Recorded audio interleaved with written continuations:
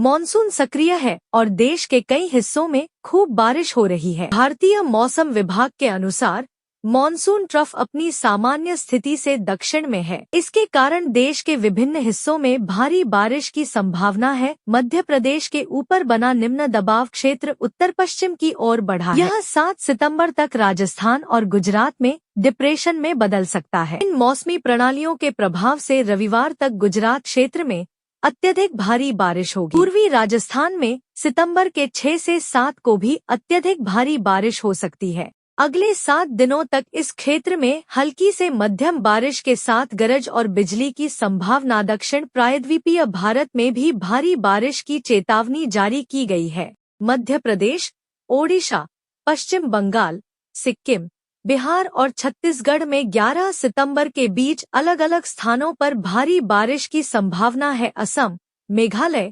नागालैंड, मणिपुर, मिजोरम, त्रिपुरा और अरुणाचल प्रदेश में 11 सितंबर के बीच भारी बारिश हो सकती है। दक्षिण भारत में तमिलनाडु, केरल और माहे में 6, 8 से 10 सितंबर को भारी बारिश की संभावना है। आंध्र प्रदेश और रायलसीमा में अगले 5 दिनों तक 30 से 40 किमी प्रति घंटे की रफ्तार से तेज हवाएं चल सकती हैं।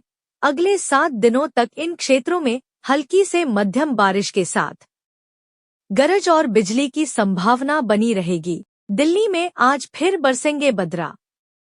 मौसम विभाग ने राष्ट्रीय राजधानी दिल्ली में शनिवार के लिए आंधी और बारिश की संभावना जताई है। न्यूनतम तापमान 24 डिग्री सेल्सियस और अधिकतम तापमान 34 डिग्री सेल्सियस के आसपास रहने की संभावना है। पिछले 24 घंटों में राष्ट्रीय राजधानी के कई मौसम केंद्रों पर बारिश दर्ज की गई। आईएमडी के मुताबिक सापेक्षिक आर्द्रता सुबह में 87% और शाम को 78% के बीच रही। बेहतर मौसम के चलते कश्मीर घाटी में नदियों के जलस्तर आने से अधिकतर क्षेत्रों में बाढ़ की स्थिति में शुक्रवार को सुधार हुआ है। पिछले 24 घंटे में घाटी में बहुत ही कम बारिश हुई और झेलम नदी व अन्य जल स्रोतों का जलस्तर खतरे के निशान से नीचे आ गया है। मौसम विभाग ने आगामी 24 घंटों में जम्मू कश्मीर में मौसम मुख्यतः शुष्क रहने का पूर्वानुमान जताया है।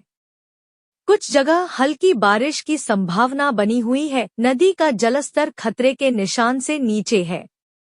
घाटी के अन्य इलाकों में भी जलस्तर खतरे के निशान से ऊपर है, लेकिन लगातार कम हो रहा है। झेलम नदी की सभी सहायक नदियां खतरे के निशान से नीचे बह रही